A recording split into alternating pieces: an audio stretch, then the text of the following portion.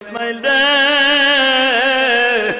আমি তো তোর একটু পরে সবাই দিব বাবা, তুই তো আল্লাহর কাছে চলে যাবি। আমার মালিক রিজায়া বলিস, ও মালিক তোমার সন্তুষ্ট করার জন্য আমার বাবা 3টা সুমা দিয়ে আমার জবাই দিয়ে দিছে। কত আদর করে বাবাই সুমা দেয়। আজকে যারা বাবারায় ফেলছ, বাবার সুমার কথা ভুলে যায় না বাবা। বাবার এক একটা সুমা কিন্তু, বাবার এক একটা কিস কিন্তু জান্নাতের নেয়ামত। সঙ্গে সঙ্গে বলে ইসমাইল রে, তাহলে আর দেরি করা যায় না, ওঠ পাহাড়ের উপরে। বাজান ইব্রাহিম আলাইহিস সালাম লম্বা ছিল আপনার আমার হাতের 14.5 হাত। আল্লাহু আকবার বলেন।